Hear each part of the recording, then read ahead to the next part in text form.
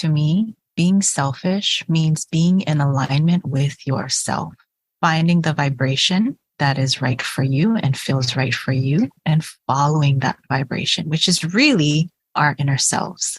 And I think it's a beautiful word because the more selfish we can be, actually, the more we can give. Welcome to the Seeds of Growth podcast. My name is Pumehana Palmer. I'm a mindset and growth coach to new real estate agents, small business owners, and high-achieving female entrepreneurs.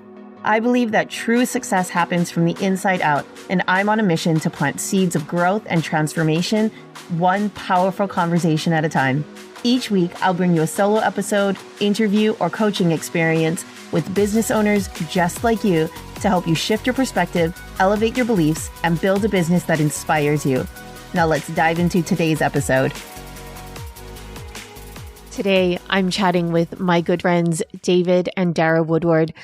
These individuals have played a major role in both my personal and professional transformation journey. Friends, I am so excited for you to get to know them and soak up the knowledge and wisdom and goodness that I've been so privileged to tap into over the last 13 years of knowing them.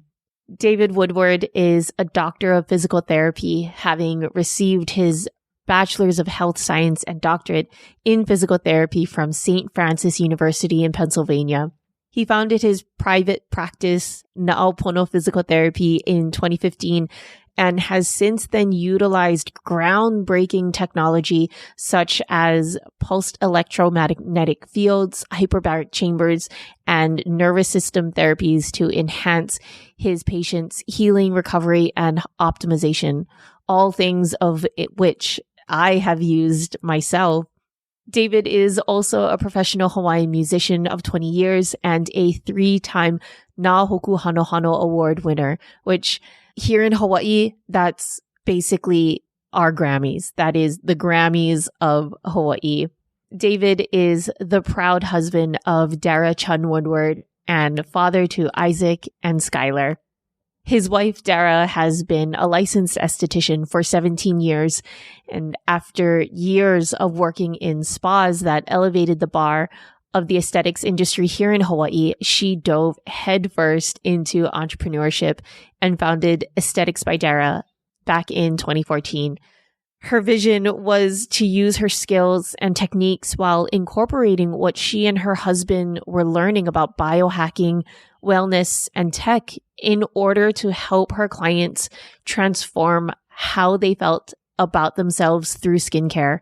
With a diverse background, having earned a degree in business from Washington and Jefferson College in Pennsylvania, and her private pilot's license from the University of North Dakota, Dara was able to make a confident and heartfelt pivot, making waves in the wellness industry here in Hawaii. Since then, she has proudly joined forces with her husband, David, in developing and nurturing their legacy through their children and the Na'au Pono Wellness brand. Na'au Pono is a family business that is centered around serving their clients powerfully through education, providing quality products and services, and cultivating a community of wellness and well-being. I am so excited to present this recording and this episode to you guys. I hope you enjoy it. What's up, guys? Welcome back to another episode of Seeds of Growth. My name is Pumehana Palmer. I am your host, and I am particularly jazzed about today's episode. I know I say that about most of my episodes, but this one is particularly special because of whom our guests are today. I have been wanting to hit record with these two individuals for the longest time. Today, I have my good friends, Dara and David Woodward. They've been an incredible presence in my life. They have known me, God, when I was like young, dumb, and broke.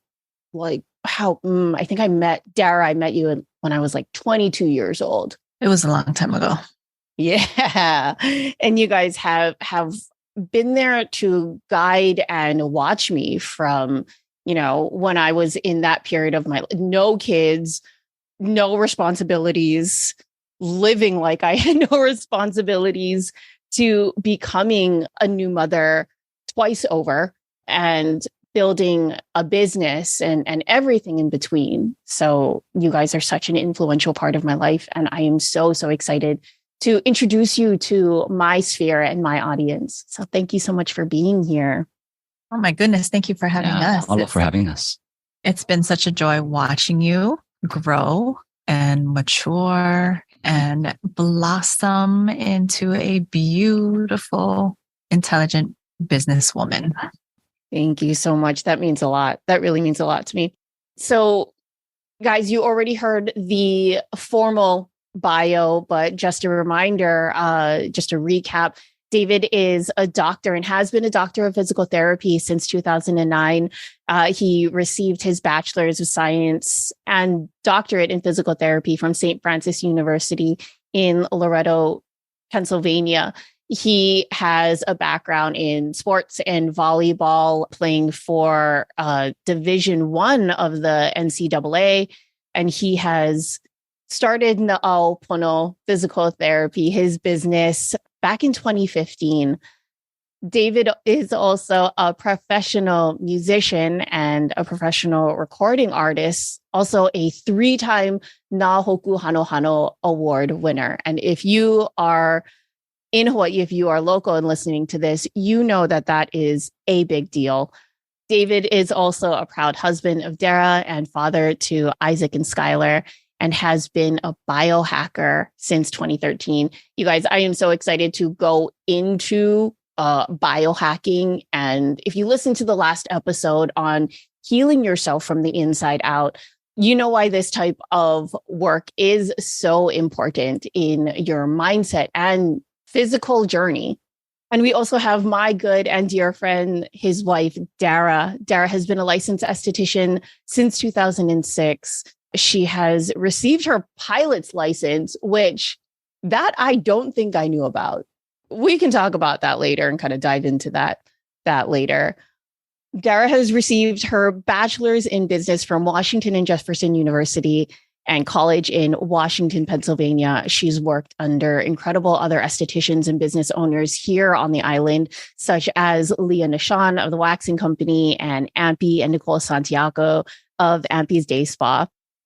Dara made the leap to start her own business, Aesthetics by Dara, in 2014, and has now proudly joined forces with her husband, David, at Na'au Pono Wellness, which is a family business, and they're where they can work and raise their children and really truly build a wellness community. And they have educated individuals and provided such quality services and products to promote well-being. So Dara and David, again, thank you so much for being here. We're super stoked to have you. Let's kind of dive into how I know you, Dara. So like I said, we've met each other back at the Waxing Company years and years ago. Do you remember how old you were at that time?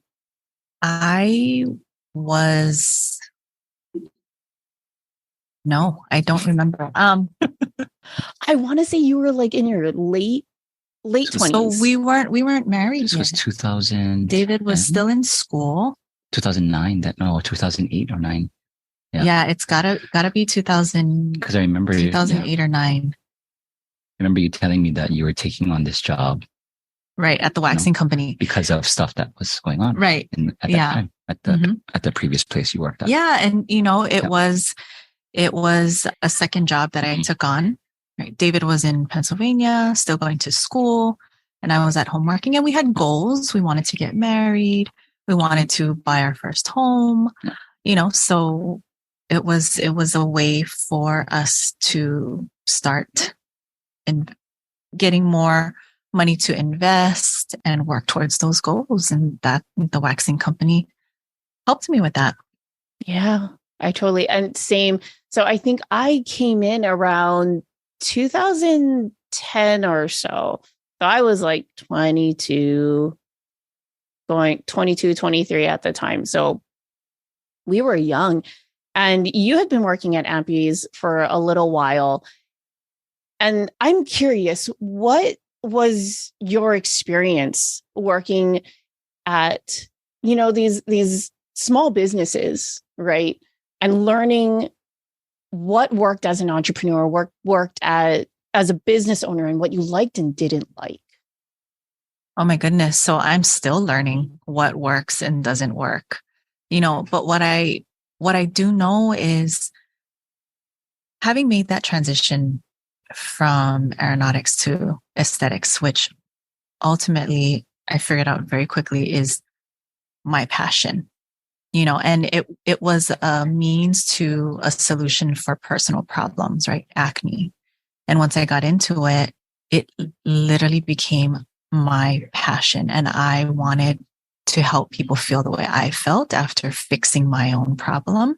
So that was what I saw, in the other female entrepreneurs that I worked for, was their passion as well, right? For Ampia Nicole, facials, skincare was their passion, and they were excellent at it. I still haven't met any other facialists that do what they taught me, that do what they did back then, that taught me what they taught me, had the philosophies that I learned from them.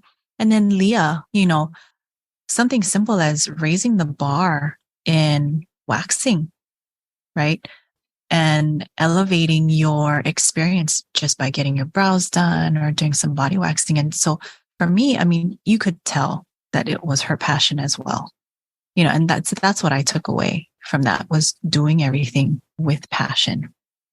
Yeah, I completely agree. And working as a receptionist, we were, the initial impression, and it was her attention to detail, even down to fluff the pillows after every single person goes into the room, offer them tea, make sure you're wearing makeup, which I didn't always adhere to that one.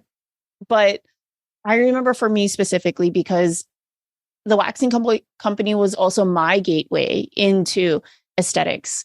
And I remember thinking, and this, you were the specific catalyst for this.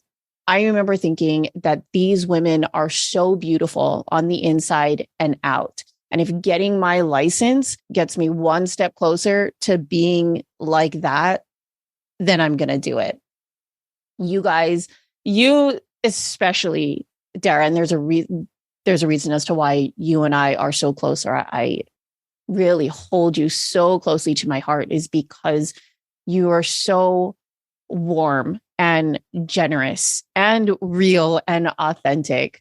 And man, that job was we were put in the pressure cooker in many situations. And me specifically, I was responsible for putting you in the pressure cooker because I was responsible for your schedule. And it was insane, even now as I think back to it. I mean, guys, Dara could do full Brazilians in 15 minutes. And it was only when we had to. Only when she doesn't do that now. Yeah, not by choice. Thank you for everything that you said.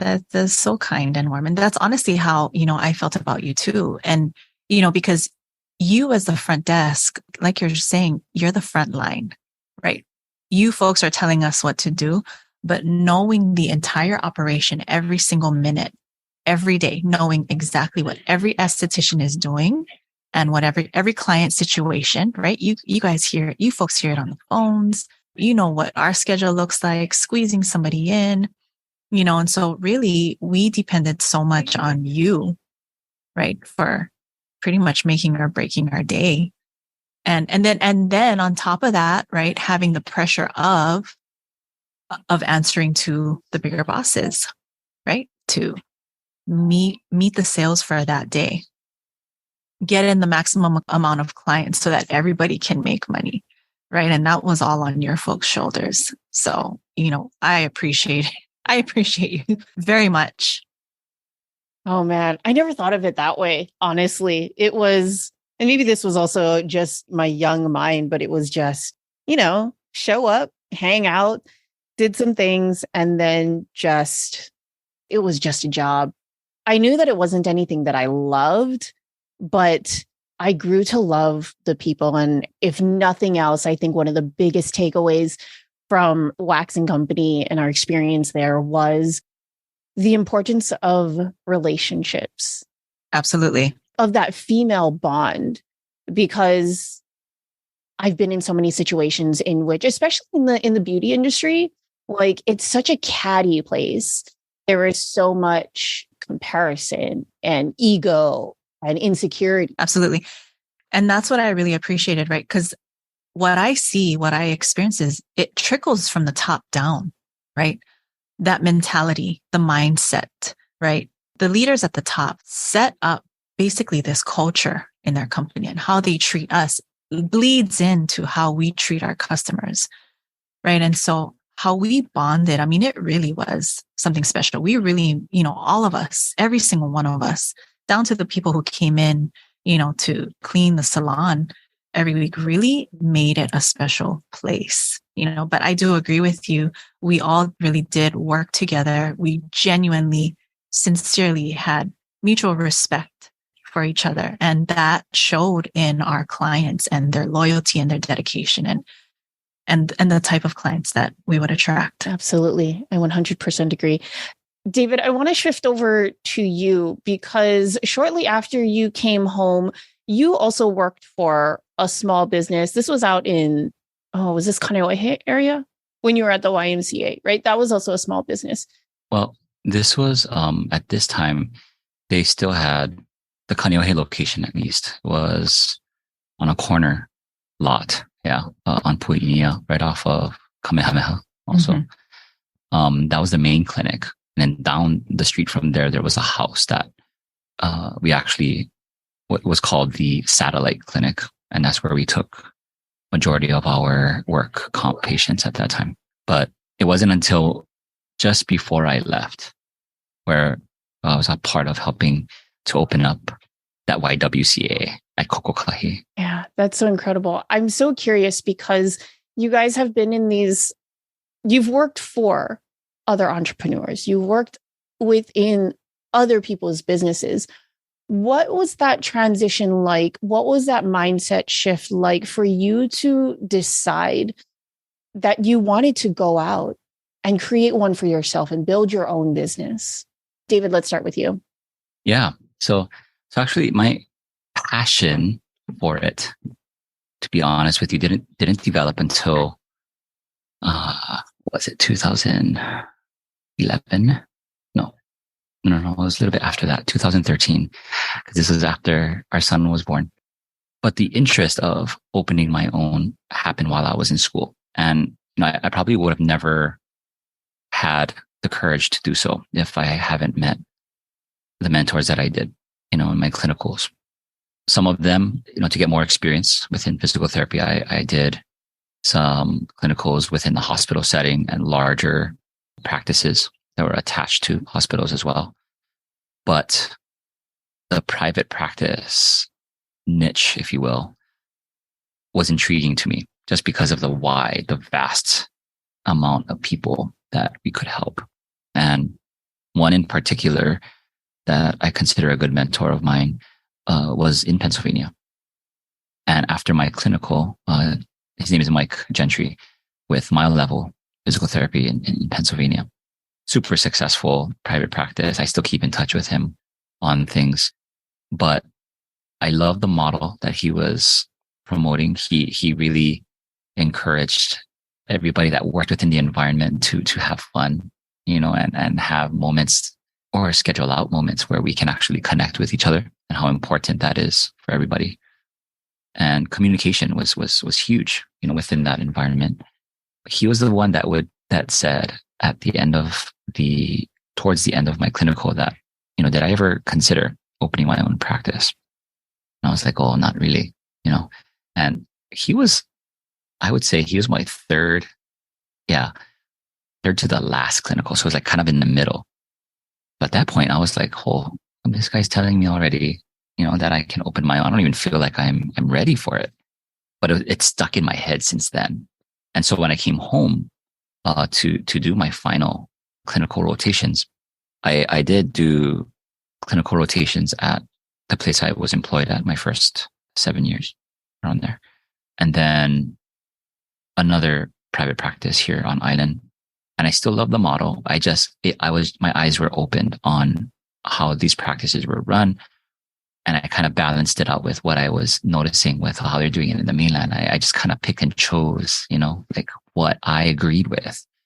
The family values part I learned, it really resonated with me. I wanted to create a space where families were invited, and we took care of families. Mm-hmm. I think that's also, an old school method, small town method. I say that because of that place in Pennsylvania.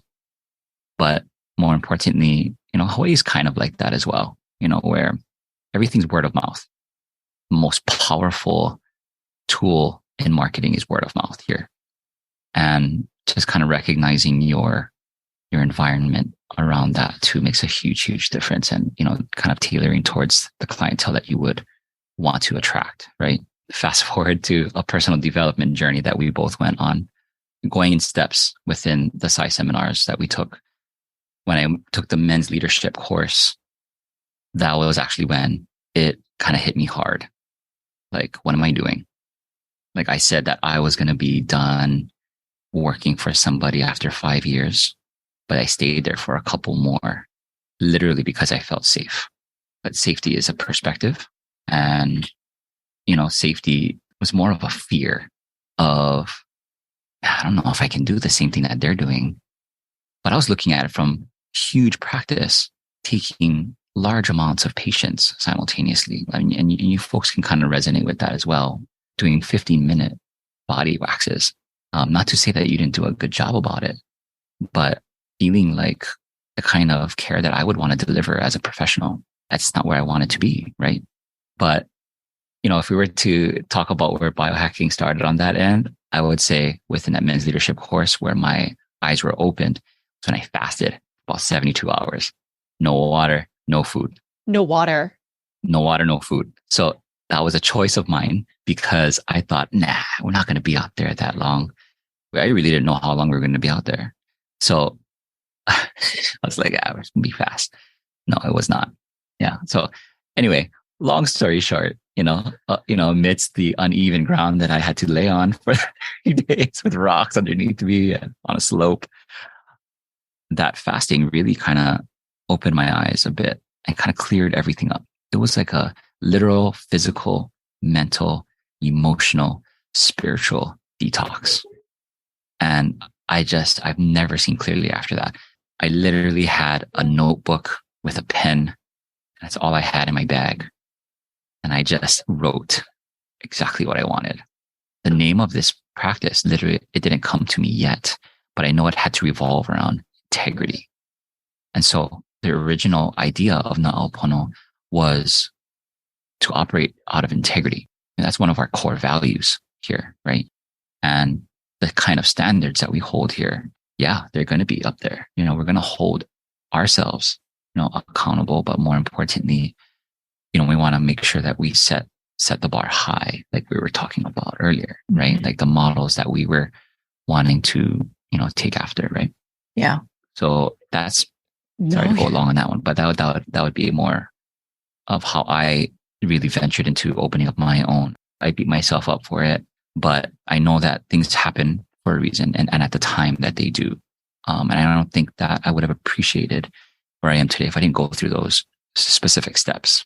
I think that's amazing. And what I'm hearing is that you put yourself in an uncomfortable situation. You pushed yourself to the very edge, like the very, very edge of your comfort zone, way outside of your comfort zone by not even just limiting, but just completely, I can't think of the word, but just like depriving yourself of basic physical necessities of food and water in order to bring about that clarity for everything else to fall away. And all you have is your thoughts, your fears, your desires.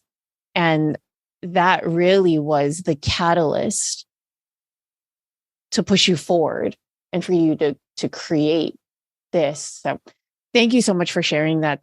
There's not a lot of people out there who would be willing to do that just for the sake of their life and their potential and what they could create So thank you again for sharing that.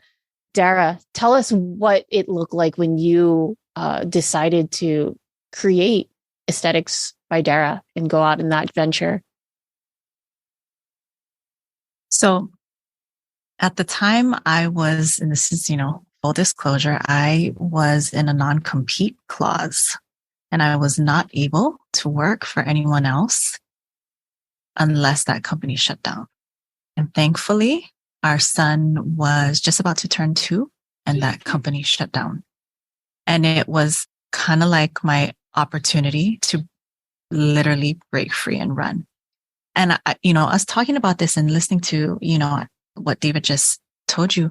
Okay, so we've been together for almost 25 years now, and we forget what we were like back then because I listened to our stories. And like I said, it was like a break free and run.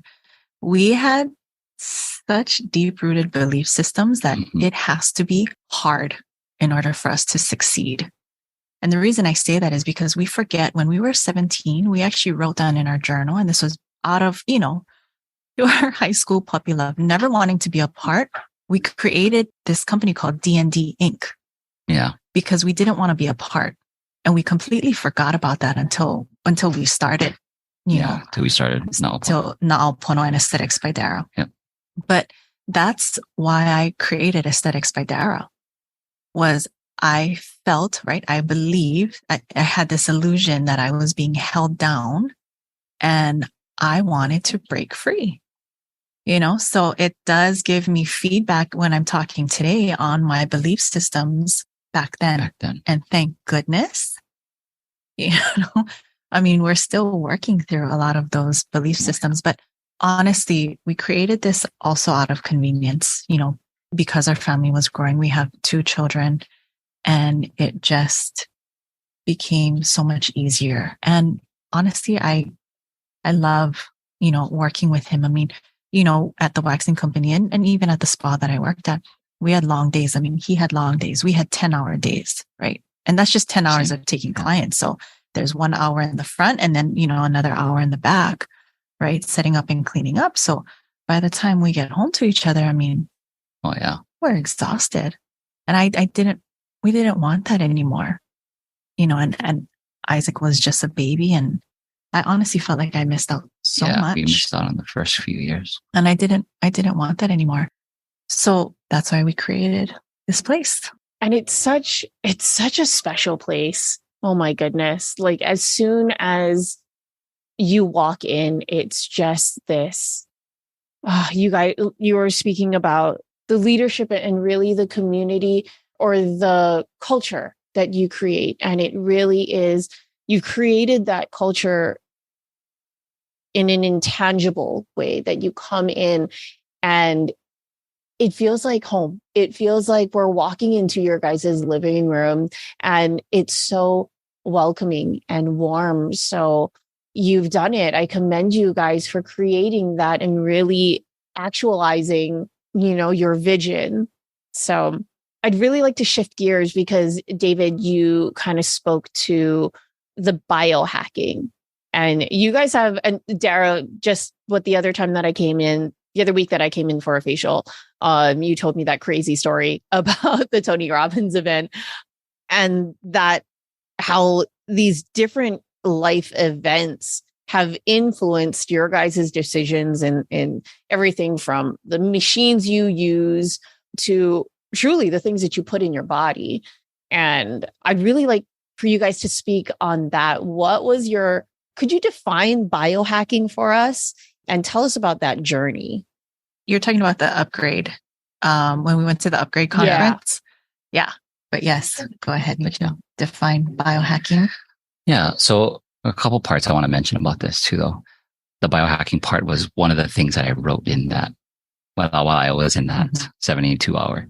So to everything that's when you first walk in, the smells, the sounds, the kind of lighting that we have here, that's all part of the intentional things that I wrote down that I wanted to bring as a service to people as well as ourselves, because you can't really take care of other people without taking care of ourselves. So this environment has to be healing for us as much as everyone else. And the reason I mentioned this, before we actually go into if you want to call it a definition of, that's where it starts, being able to not just acknowledge what kind of environment that you're around, but you make these changes intentionally. So that way you can maximize your potential, optimize your health, right? Whether it be the air you breathe, right? That's what we have one of the best filters for filtration in our place intentionally, right? The lighting that we have, right? I had to be very intentional with what kind of lighting is around us environmentally. We absorb light, right? As human beings and energy. We have things that emit very healing energies, whether it be in current or electromagnetic frequencies. They're specific to healing, right? And these are the outside parts, right? That affect things that are happening in your body. We have other types of tech that you're able to actually wear that can manipulate these things, as you know, as the happy, right? There's also things that you can take supplementally, right? And there's dietary things that we mention within our respective spaces with our respective clients, right? And so essentially, when you're looking at biohacking, we cannot look at it just with, okay, what do we put in our body? It's also everything else that surrounds us. Healing does start from the inside, but we got to look at everything. We got to make sure we take everything into consideration, because we're so much more connected than we think. And even just as a culture, as human beings here on earth, I think we just got to raise the awareness a little bit. And that's what we want to be a part of. That's what we are a part of. And living in a modern society, stress is a huge, huge factor that people aren't even aware of, right? That they're stressed out or exhausted or fatigued, right? So creating this place where people can come in and literally step in here and just take a deep breath is the intention of this place. One of the biggest things about biohacking, though, is how do we make it objective? We live in an age now where people want to know, like, how do we know that it's working, right? Part of it is also educating them on taking a breath to see where they are in this space at this moment. Having that experience itself is an objective thing. We also have tech here that can also measure, that provide them literal data that maps out what is going on with their body, whether it be biometric type of things from, like our ring from Mora or BioStrap, whatever company you want to choose to monitor your biometrics, like I said. Or, like we have a tech here called a neural check, that we can take a look at so many different things within our body, depending on, how they want to measure after they go into the chamber or after they experience a session with brain tap, right? Using different lights and different frequencies, right? Binaural beats, guided meditations. Some people have a hard time kind of conceptualizing with, how do we know if this works? I haven't toyed around with it yet in regards to supplementation, but in the tech realm, we know for sure that using this type of measurable tool that we have here, for those of us that choose to be in the analytical space, they love that stuff. Mm-hmm. But I think the most impactful thing is having and teaching others about how can we objectify what we're feeling, like we're experiencing, taking that deep breath first, acknowledging where they are, before, making a judgment on what to do. Sometimes we kind of push into that realm of, okay, let's correct. But what are we correcting? Mm-hmm. You know what I mean? Yeah. And reminding our customers that you can choose how you want to feel. Mm-hmm. Giving them that, reminding them of that autonomy. I think that's so important, so impactful. I mean, just to speak specifically, David, when I come in for my wellness sessions with you, it's not just, okay, what do you want to fix? What's wrong? But there really is a deep and vulnerable conversation and connection, which is also something that I choose to have, right? Because I am very much of a deep and vulnerable and open person. But one, you also make it a very safe space. You create, both of you guys create the safe space to have this kind of vulnerability. and you ask me, hey, what's going on? And we've talked about everything from, motherhood to entrepreneurship to mindset and everything. And from there, we kind of decide and navigate, okay, Pume, what do you need right now? What does Pume need? How can we support you in the various ways? I'd like to just get a little specific on really, because you were talking about the different types of tech. You mentioned the chamber. Let's talk about maybe your top 2 tech that you are most excited about, because you guys have so many. Like it's so fun and so incredible. But what are the top 2 pieces of tech that you are excited about? It also differentiates yourself from any other physical therapy office on the island. Top 2 for me, top 2 for her. Yeah, let's do it. I hope, is it different? That's so funny. Let's hear it. Okay, so I'll go first then. Yeah. Okay. Go ahead. I would say the hyperbaric chamber is one. Yeah. For the obvious reasons of breathing and oxygen and how, it's one of these underestimated things. What does it do? What's the purpose of a hyperbaric chamber? Yeah. So the hyperbaric chamber, you're increasing the pressure within there, to get more oxygen. It basically pushes oxygen into your plasma. So that way it spreads, throughout your body, and you can literally heal, from the inside, right? What's cool about it too, though, is that what we've learned from Dr. Sher is about how it structures, the lining of our vessels, and the same type of things that happen with another tech that we have, the NanoV, which it converts water into this structured type of exclusion zone water that basically helps our proteins to fold more consistently. So basically we're healing quicker, right? More efficiently, in other words, right? You can do that in the same respect within the chamber, right? But what's cool about it is that so many different things can happen in there depending on what you want to add. Like, for example, you can throw in a methylene blue before you go in there, just to increase the amount of oxygen transport that you're having to re-energize your cells, right? And I think starting there with the chamber, you're getting so much happening inside that normally you cannot have. There's never a moment where you have 100% oxygen, right? Unless you're in there, which is so cool. Like you have this window, an hour, right? Like just to do the most impactful things you want to do, right? After a chamber session. That's one. The second one, I would say, gosh, hopefully none of my friends from these companies are saying, no, I'm kidding. Well, what about my stuff? No, I really enjoyed the newbie. Newbie's been one of my favorite things. I mean, every single piece of equipment here has a special place in our hearts, just from experience and how we share this with our clients. But I must say, the newbie is one of my favorites.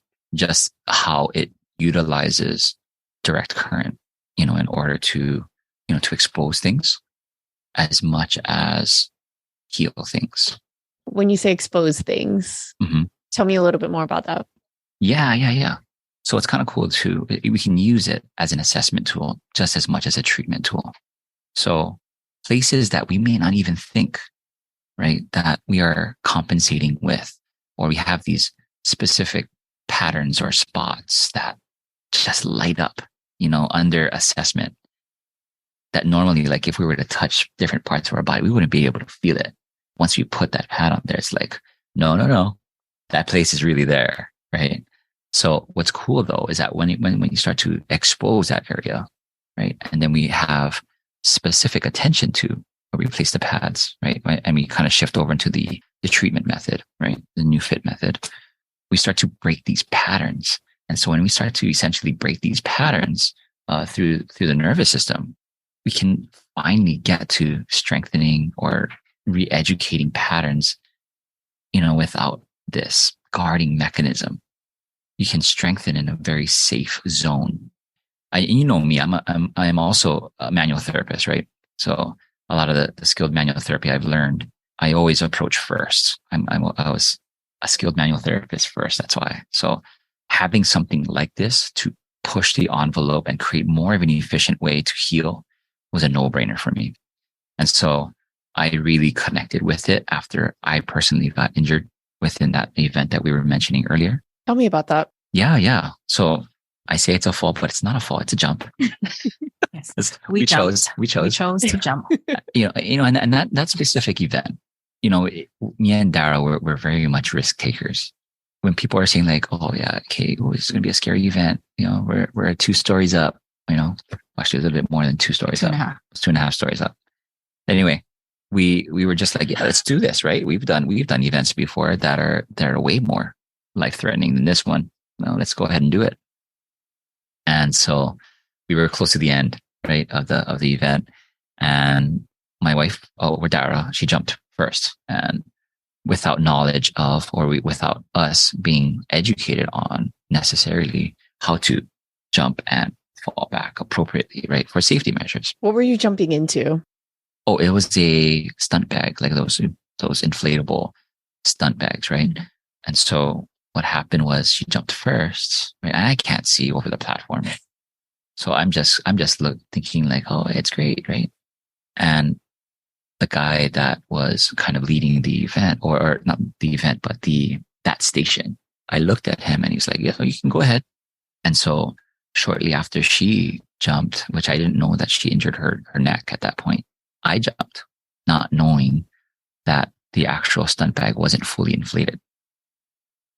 And so we're talking like 30 seconds apart. Yeah. I jumped and then he jumped. I wasn't really aware, like what was going on, right? Anyway, we just felt rushed. And at the same time, we were just kind of like, let's do this, like we're not thinking twice. So, I went ahead and jumped, and I felt the concrete underneath me from 2.5 stories up. And I felt like I remember jumping and I saw the bag, and I couldn't tell from up above that it was deflated, right? And all I felt was, because I was like, oh, I should lean back. I remember being in midair, like, oh yeah, I'm gonna lean back. But then because of the deflating, thing, my legs just dropped under me. And that's when I felt like all the force just went up, and I felt myself just kind of like coil, and I couldn't breathe. And I remember lying there thinking like, like I was thinking about the kids, that's the first thing I thought of, literally. And I was like, okay, let me wiggle my toes first. And they were moving, wiggle my fingers, my hands. And I was like, okay, that's a good sign. A good sign. And then, I'm going through this whole assessment in my head, right? Medical kind of clearance, if you will. And then as soon as I tried to like roll off, I couldn't. I was frozen, and I couldn't breathe, and I couldn't move. And I could hear Dara. I was muffled. But, when you undergo a trauma, it's so impactful in a short period of time. You know how you have like this deafening and this kind of ringing at the same time. Like in the movies. Exactly like the movies, right?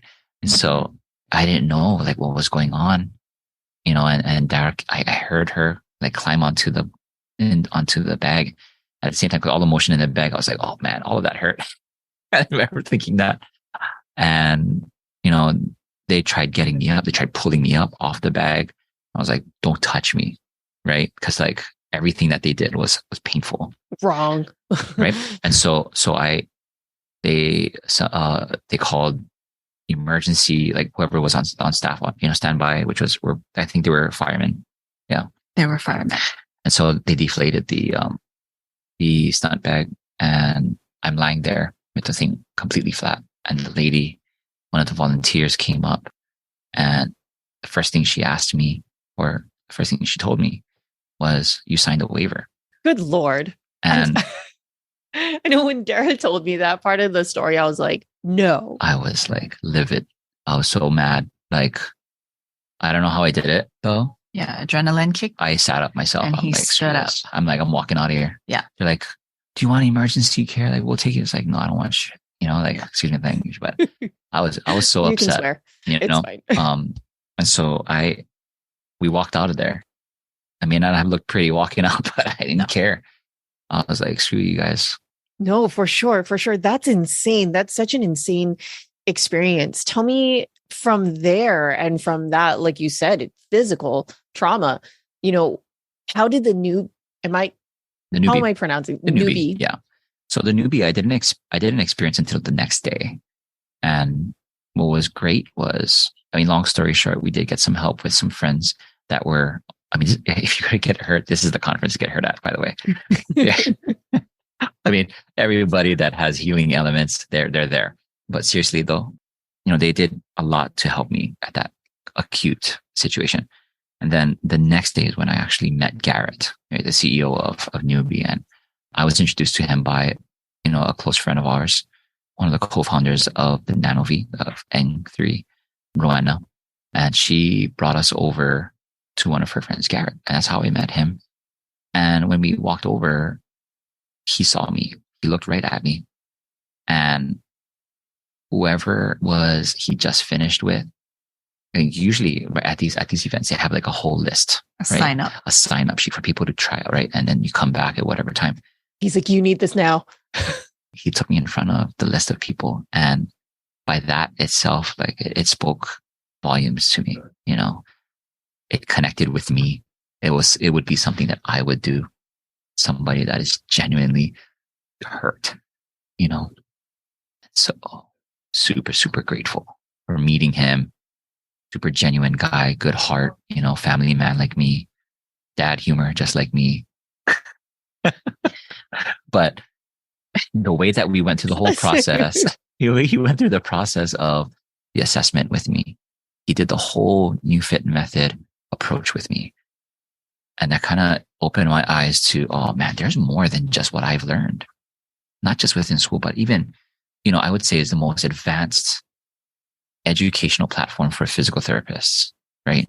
I learned under one of the greatest mentors ever, Earl Petman. He was with NIOMT at the time. Now he has his own Aspire PT or manual therapist. And it connected the dots for me. Like it just made sense. Everything that he was saying and everything that I was experiencing as he was assessing me and treating me, I was like, everything that I've learned within, the educational platform with Earl and what he was doing with me using this technology just connected so easily. I was like, I got to get this machine. I got to get it. Like this is what I'm looking for. And really, other than NanoV that we first started with, Newbie was the one that was like, you know what? This is where we're going. Yeah. And so when we came home, that was our new investment because we only had NanoV at the time. But I want to go back to that day when he got hurt and what we did after. So I'm not going to reveal any names because it was just a surreal. We could not make this shit up. We come down to the lobby. I had no idea what we were going to do, right? Our two kids were in California with us. And thank goodness our in-laws were with us. But I was just thinking to myself, okay, what are we going to do? How are we going to get home? He was barely walking. And our friends that we had met that day introduced us to this doctor who was a guest at the conference. And he was high as a kite. Oh yeah. Forgot about that. And so willing to help. All kinds of healing modalities. All kinds of healing. Yeah. Okay. Yeah. And so willing to help. And thankfully, just divine timing. He met us at the porte cochere. We got David into the car. I don't know how, miraculously, drove 7 minutes to his clinic where literally everything at the conference was there. Yeah. Which gave us great feedback on what works. Yeah. In an acute situation. Yeah, I would say he had a charger. We have a biocharger, right? He had that. He had red light. He had the pulse table, the pulse PEM, right? That we have here. The only thing he didn't have was the chamber and the newbie, and the NanoV too. Right. But so he was goals for you guys, and you are there. These are high ticket stuff, right? So he knows that it works. He's he was all energetic. He's a very energetic person. That's why. So which is great. That like resonates with us, right? So and he allowed us to stay there for as long as 5 hours. Yeah. I think my father-in-law came to pick us up at 12:30. Middle of the night. Middle of the night. Middle of the night. After having treated David for 5 hours. Yes. So it is a testament. Like, it is a testament to everything we have here. Yeah, he didn't charge me. Dang. That's what I mean. I think it's because he was high. We were only here for 20 minutes. You're not going to argue, though. I mean, Time was very, very slow. But we are so grateful. We're so grateful to him. You know, we saw him again and he remembered. He did You're remember. the guy with the broken back. Yeah, he's like, oh my God. He's like, how's your back? I was like, oh man, I'm actually like top shape. Yeah. Like my back is, you know, and it's kind of crazy because I really wanted to push myself after that. Like after I healed from that, using the newbie, as well as other things too. But I wanted to see what was the potential of this specific tech, right? So I tested it out, and you know, me and another friend, we did a goal of deadlifting 400 pounds, which I've never done before in my life, even before this. And after an injury, in less than 8 months after I got injured, I was able to deadlift 400 pounds, which was like, that's insane. Insane. Like I remember we went to the conference and Dara's like, whoa, you got big. I was like, yeah, we were doing a little bit of experimenting, you know, with your machine, but it was because we were deadlift. We were on this serious deadlift program, right? Building strength. You are a living testament to a lot of these machines. I think that says a lot, right? About a business person, about a human in general, is that I'm not going to ask you to do something that I haven't done myself. I am not going to put you or use these kinds of modalities or do these things unless I have tested it out myself. And that's where the integrity, that's where, you know, Na'au Pono really, like you said, it's a core value, and that's where you guys shine, right? And what I really do appreciate and love, like you said, you know, there's so many people out there, there's so many individuals who are just like, okay, let me fix you. Like, okay, this is what you're telling me is wrong. These are surface level issues, problems, right? And what I love and appreciate about you guys and also about biohacking in general is that these are holistic root cause solutions. With that, Dara, a couple of things. I do want to hear what your two favorite tech is in the office. And then I want to hear how you incorporate biohacking and wellness into, you know, an aesthetics business. So Of course. that I've always found so super interesting. Yeah. Well, I mean, you know, inflammation that shows up on our skin is rarely about what's happening on the skin, right? If it's showing up on the outside, there's already some type of inflammation that happened on the inside. Injury, damage, stress that happened on the inside that's now showing up on the skin. So my favorite is actually 2 stacks. So I love doing the pulse with the Nano V and the red light. That's my ultimate favorite. And even if I can do it so the Nano V is the 15-minute session. So if I can even do it for 15 minutes, it makes such a huge difference in how I feel. And just even looking like I got to take a little nap or I got a little bit of rejuvenation. So that's one. The other one is doing brain tap inside of the hyperbaric chamber after I did a methylene blue. See, it's not fair. No, I look like a bad guy. Like I'm not mentioning all that. While I have the Young Goose hyperbaric All right. mask. Come on. Efficient. She is nothing but efficient. Can I go back? Because Can I change my answer, please? Well, but to be honest, we both stack. We do Because commonly, yes. There's not much time, No. you know, and we're so grateful and so lucky that we have this place, right? But we literally created this place for a solution for a lot of our problems. And so in the aesthetics space, you know, I can educate my client about exactly what I said. It didn't start here.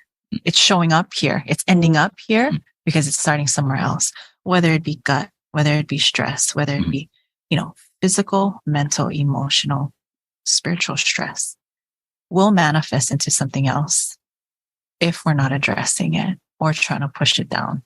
That's when it even will come out with a vengeance even more when we're trying to push it down, temper it down, push it away, fight it. And these are the things, right, that can really help. Treating an acne client, severe acne client with something as simple as Nanovi is so super helpful. It's such an easy 15-minute, $35 add-on to any facial. Doing the hyperbaric chamber right after a recovery facial, which uses Young Goose's revolutionary hyperbaric oxygen mask, leaving it on. I used that last night. Yes. Not going to lie. Yeah. Stuff's amazing. And then have them climb into the chamber. Oh, yeah. After. Those are things that I can help them right now, that they can visibly start to see results, and then start to, as I'm educating them, all those micro decisions that you are making throughout your day, you can make different decisions. Just start small. And being aware of the micro decisions that you're making that are becoming a cumulative problem. Yeah. And so in the aesthetic space, that's how I approach my clients. And it's not, there is no quick fix, I feel like a lot of this parallels, with how our respective practices are. Absolutely. Right. Mm-hmm. And these things show up in our movement as well. Mm-hmm. Right. And, when we're approaching whatever self-care looks like, to them, whether it be through their skin or through their body, hopefully both, right? Doing it, one small step at a time, makes the biggest difference, right? Everybody feels like they got to do everything. Yeah. Right. But it becomes overwhelming, and then the stress factor just increases more. Right? Yeah. We're not here to overwhelm. No. And that's where I feel like people set themselves up for failure. Sure. It's not going to be perfect. And perfect is also a perception, right? It looks differently to everyone, just like success looks differently to everyone. Self-care looks differently to everyone, right? But it's under the belief that, from my side, when we like what we see when you look in the mirror, you start to feel better. And then when you feel better, you start to make better decisions. Mm-hmm. And that affects your entire community and everybody around you just by feeling good about how you look and how you are showing up. Yep. Absolutely. Absolutely. Oh my gosh. As you guys were saying, and from what I know about you, and then even throughout this episode, what keeps coming up for me is this, how transformation really lights us up. Physical transformation, having a broken back to being able to deadlift 400 pounds. David, I can only imagine you could write a book with all of the stories of clients where they've come in one way with some sort of limitation. And by, like you said, Dara, making these, little micro decisions on living differently, on choosing different things, on prioritizing different things, they've done a complete 180, both physically and mentally and spiritually. I know in some cases you guys do have these communities and you do have clients who value even the spiritual aspect as well. And Dara, same for you. You have these clients that have come in and you've worked with them, or even, and that's one of the things that I absolutely loved about being a facialist, is the client comes into the spa, into the office, the beginning of their appointment, they are one way, they are looking one way, they are feeling one way. And even 60 minutes to 90 minutes later, you're waiting for them outside and they are literally beaming and glowing. And like you said, they love what they see. They like what they see. And that is something incredibly special about what it is that we do. Just being able to hold that space for them. Absolutely. And pour into them in the ways that we know how, and to help them love themselves even more. Dara, I don't know if you remember this, but in one of our facialist sessions, you shared your definition of selfish with me. Do you remember that? Mm-hmm. Can you share that with the listeners? What is your definition for selfish? So I love that word because to me, being selfish means being in alignment with yourself, finding the vibration that is right for you and feels right for you, and following that vibration, which is really our inner selves. That's what being selfish means to me. And I think it's a beautiful word, because the more selfish we can be, actually, the more we can give, is what I experience. When you first told me that, it blew my mind, just because of what we've grown up with, right? And the connotation that we have to that word, and the way that word has been used with us. You're so selfish. Like it's negative. That's a tone, though, that we use with that word, right? And so true. the same thing that we, when we teach our kids is, these are words, and whatever energy that you deliver it with makes the biggest difference. So that's no different than the word selfish. You could say, oh, yeah, I am selfish, or, oh, so selfish, right? But yeah, I mean, it's an energy. It's, words have power and energy with them, and it comes from the person that delivers it. Absolutely. Okay. I could talk to you guys all day, and I want to wrap this up, but one more thing, because this was really important. And I actually made a reel about this a while back, based on, Dara, again, a video that you did.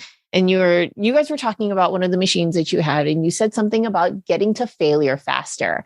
And I was like, I wrote in a comment, I was like, when you say getting to failure faster, and I asked you to elaborate on that.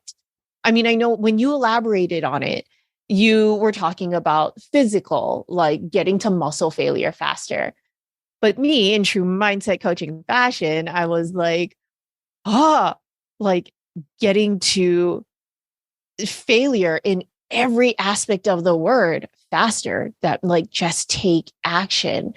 And that was, again, such a huge mindset shift. But I'd like you to share with the listeners, share from both aspects of getting to failure faster, getting to muscle failure faster, and either David or Dara, either one, but getting to muscle failure faster. And then from an entrepreneur mindset, what does that look like, and what does that sound like to you? I don't think there's any difference, because, whether it be, like we mentioned before, it shows up in our movement, it shows up in our skin, or, on how we present ourselves. But the failure aspect, right? Getting to failure faster. If we were to, to kind of attach that to that specific exercise that she was doing, for example, right? Using the X3, we're using these resistance bands, right? And the intention is to, yes, get to failure faster, right? They have this resistance that you choose, right? And you're wanting to get into this zone of, relatively high reps to a higher reps, right? Until you can't push anymore, right? And literally, when you get to that threshold, that is when you're going to undergo the most impactful change, right? In a short period of time. And as long as you stick with that rhythm and you connect with that rhythm, you're not taking breaks in between. You're not feeling sorry for yourself. As long as you stick with it and you keep going until you can't push it anymore, you're going to undergo that change in the most optimal way, right? And that carries over with all the things that we do. It's not even just the physical. This carries over with every single part of us, right? Yeah. And like how you're talking about mindset, right? I mean, when you're pushing yourself physically, there's a moment in there where you're like, oh my God, I'm going to die. I'm going to die. And then all of a sudden you're still alive. And all of a sudden, right? It's just kind of like having a contraction from 1 minute to the next. You feel like you're going to die. And the next minute you're talking or eating, right? And so same thing with the mindset. If we can prove to ourselves, right, it's a practice like meditation, right? So getting to failure faster, knowing that I'm still going to be okay. It's going to be okay. I can get myself back to calm again. So whether it be someone coming in, for example, like if I double booked myself, like, holy shit, I have 2 clients at one time. It's going to be okay. Right? One step at a time. It's going to be okay. Not going to last forever. It's going to hurt for a little bit. We're going to struggle for a little bit, and then it's going to be okay. So it's that practice, right? So when you're doing it physically, when you're pushing yourself to failure, and then in the next 30 seconds, you can breathe and like, oh my God, I did that. And you're still alive. And that can be with anything that happens during our day, right? Like, oh my God, I got through that and I'm okay. What else can I get through? Right. Yeah. What else? Yeah. And the most important then just part, reminding. Oh yeah. Most important part is celebrate the wins. Yeah. Yes. Gotta celebrate goodness. that. You know what I mean? Oh. Like after you should see like when our days are stacked like that, especially when it involves the kids, we're like, yes, we made it. You know, that's a thing that we do. I love that. And for those of you who can't see, they did that's literally what we do. That's so funny. I love that. Well, one of the questions I wanted to ask, but we are going to wrap this up. But what is it like working with your spouse? It can go one of either way. It is amazing. No, I'm just kidding. I love it. Like, this is what we wanted when we were so young. And now that we have it, I love it.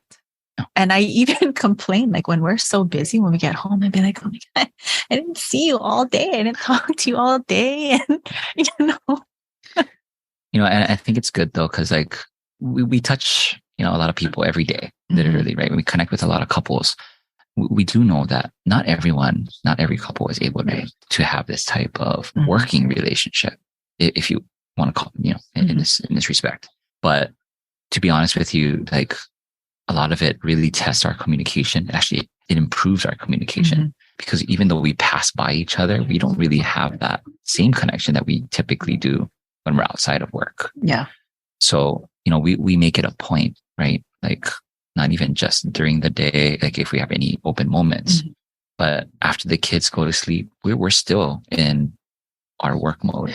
But I think that's what it is, like there is no delineation. Yeah. Like, we live like this is our real life. This is our life. Yeah.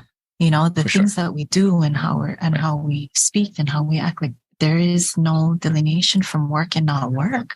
This is our passion. What you see is what you get. Yeah. And like literally this is our passion. This is our life's work. And we are so fortunate to be able to make money doing it. Yeah. And we're able to kind of give each other feedback on our respective profession, too, like from what we observe on the outside. And, it's funny because like we talk about our respective professions to each other. And then we kind of like ask them like, hey, I thought you said that the sunblock is supposed to be just, and she's like, oh, yeah, can do it that way too, but, we ask questions to each other. We ask the tough questions. We ask like things that may seem like it contradicts each other. But it's really genuinely so we understand, right? So we can build each other up.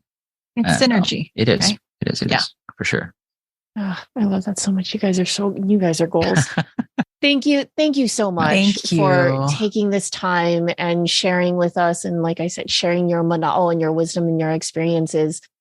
For those who want to interact with you guys online or, physically, if they want to meet you, how can our listeners connect with you guys? So we do have our 2 Instagram accounts right now that pretty soon, stay tuned. We are going to be changing that as well. But David is at Na'au Pono Wellness and I am at Aesthetics by Dara. We also have our website on Instagram.